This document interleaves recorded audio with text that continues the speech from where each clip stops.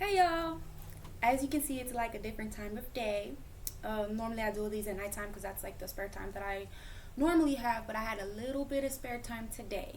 I fully intend on addressing all the lighting issues and whatnot, but I figured I would take care of all that, like like the advice that I was given this weekend when I have time to like change up stuff and move things around and whatnot. But I hope y'all are having a good, productive day so far. And instead of starting out with showing like my painting because I'm still working on it, um, I this vlog today is just something that like a topic that interested me, a random topic, and it's just still called No Labels.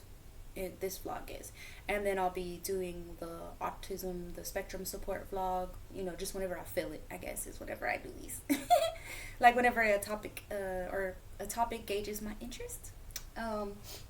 So this time, instead of showing my painting, I thought of doing product reviews because I'm not like a huge, like a big spender or anything like that. I try to stay like pretty prioritized within my budget and whatnot, most of the time. So things that I do buy normally be like under $20 or whatever. So I have a ton of stuff that I have reviews. Like, I'm so glad I kept this stuff. Like some of this stuff is like about to run out or empty or whatever. But I wanted to give my reviews. Start my vlog off by giving reviews, like each one. And when I have paintings to show, then I will show them. And when I have like links and stuff like that to copy and paste, then I will underneath of these. I'm just trying to get my routine down of like recording whenever I feel it. So I'll be taking care of the technical issues as well as posting my different shops and whatnot. As soon as I get the flow of my routine down, then I can start doing extra stuff like that. So this first product is called, I ordered all this stuff is like Facebook advertisements. They be trying to get you, like all the stuff that you're interested in. And lately I've been like a little bit like not as confident with like the color of my teeth. So I have like a dentist appointment coming up, eventually, and gonna tackle that. But yeah, I ordered this off of Facebook because it said it was like good for teeth whitening. I used it for 30 days, like they said, and I did not see a difference at all. And it's called Purple. Like, I'm not trying to talk mess or whatever. I don't like talking mess, but I'm just saying, personally, for myself, this toothpaste called Purple, and then like the toothpaste that comes out is like, you see, it's like a little bit sloppy right there. It's purple, and then you're supposed to leave it sit on your teeth, and then like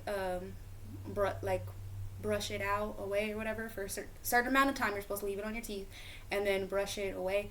I didn't really see a huge difference on this. And again, the product's called Purple toothpaste or whatever. That's what it looks like. Okay, moving on. That was like not a win for me. So this one is called, I liked it because like I was like, oh, it has essential oils. It has, I don't know what the ingredients are, but whenever I saw it, I looked at it and I was like, oh, okay, because it has like chamomile in it and lavender, and it smells really good. It's like, smells like pure, not like, smells like pure lavender and like pure chamomile, because I'm like a big herbal tea drinker or whatever. And it's called, Oil Logic, like baby oil logic, and the bottle like looks like that, and you just, I guess you spray it. It's like linen mist. It has essential oils in it. It's plant based, made without synthetic perfumes, sulfates, parabens, petroleum, gluten, propylene glycol, phthalates, dyes, day mineral oil, and it's like melatonin free. And then on my other vlog, I was just saying like about the spectrum support vlog, I had mentioned melatonin and like the like taking over a period of time, I noticed like negative effects, in my son and stuff. So anyways, this stuff is supposed to help you sleep. And I spray on my pillows and I spray on my son's pillows. And I think it works. I'm not like, normally I'm not a type of person that just like thinks that something works, like the sugar pill type of person that I just see like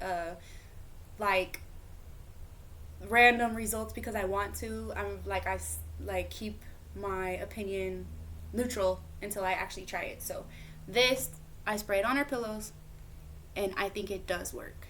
Like, I start feeling myself get sleepy pretty much whenever I lay my head down on my bed. And I used to have trouble like initially falling asleep or whatever. That along with keeping my diet pretty good and clean, like, and my son's as well. So that's a good product.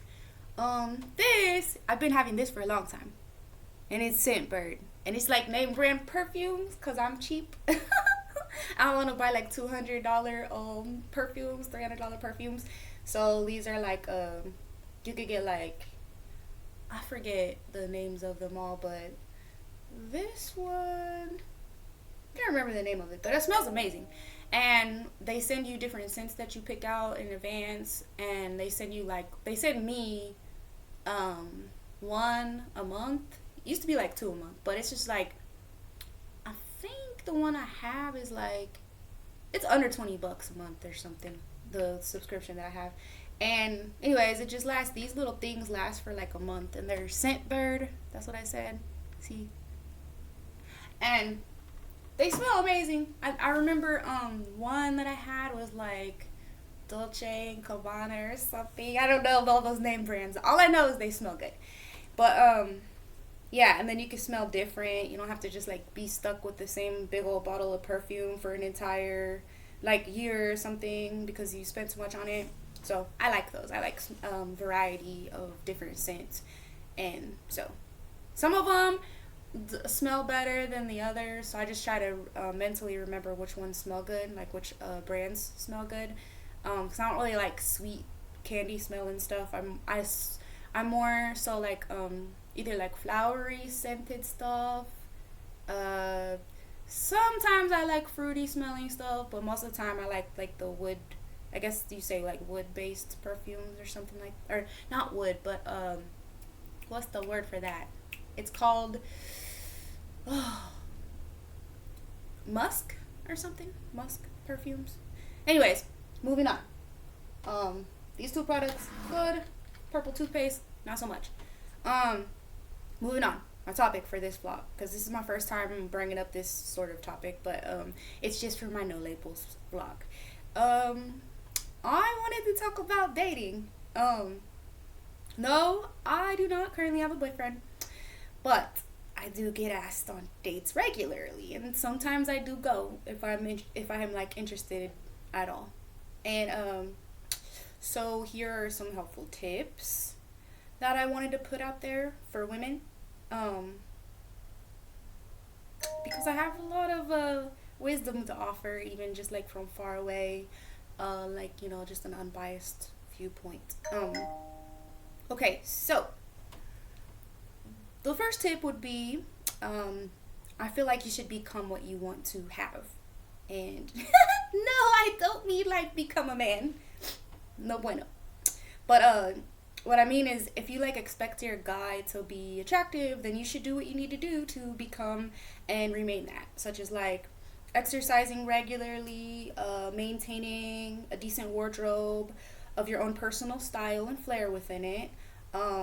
Yes, beauty is inside. That's where it starts at. But we should be like doing our best to give effort and like express that beauty outwardly, because, you know, like mind, body, soul, or whatever. So, you know, the beauty that's in your mind and the beauty that's in your soul, you want to be able to show that on the outside, because human nature is to first look on the outside, you know, well, most people, to look on the outside, and then be able to give an opportunity to pay attention to and see what's on the inside, what radiates from the inside. But yeah, I have like a sort of a backstory to go with this, or whatever, like why I thought I should give advice like this. because and I do take my own advice most of the time. I was out at karaoke. I was like an adult night. I had a babysitter and everything. And then I was out at karaoke, and this girl, she was wanting her husband to dance with her. So this is like not just dating stuff, but like just like I guess relationship stuff. Because her husband would not dance with her. So like I was just dancing kind of by myself, and she just like walked up to me and randomly started dancing with me, which was fun, and I wanted her to have a good time, so I danced with her for a little bit. And then she like, I don't know how we got to that topic, but she was like asking what she could do, because I was like dressed nice and stuff like that, but and I also am nice to go along with that. But she had on a faded hoodie, covering what I would assume were like some pretty decent jugs, heavies, tetas, boobies, whatever. But what she was wearing was having her come across as like, in my opinion, and in the opinion of one of my friends too, that's like a guy, not confident, not displaying one of her best assets, and then visually, it was like she was visually unappealing to her husband, who yet again would not dance with her. So also one of her other good assets were the color of her eyes. They were very beautiful, but she was wearing like a non-effort, like the kind of bun that you wear, like a lazy mom bun,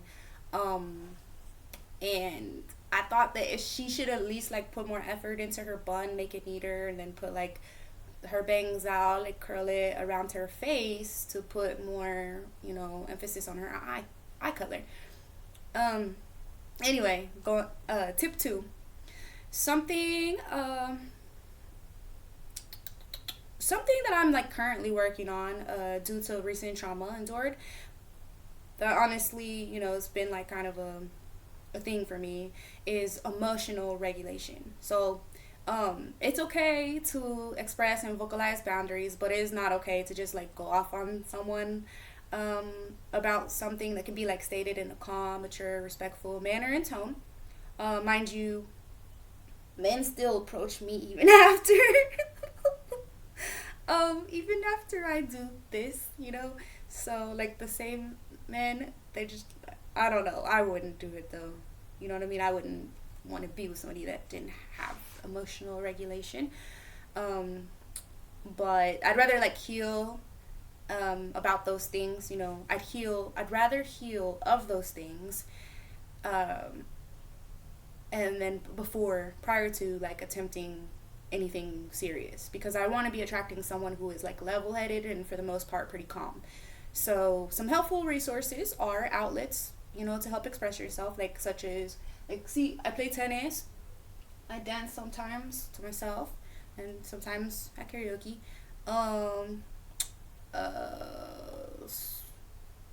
And then gain confidence within those expressions. Journaling's also a helpful one. Therapy that's something that I'm utilizing currently as well. Meditation. I read my Bible and pray, as well as watch sermons as often as I feel that I need to. These things, they can work together, or they could be isolated, or whatever it is that you feel like you need to add on to like help get those emotions under control. Tip 3. Do not chase people. If they're meant for you, they will be. Even if in your opinion there was like a lot of potential there, potential is not reality. Reality is whatever is like physically presented. Okay? So not things that you wish to be there and aren't yet, but things that are just present there.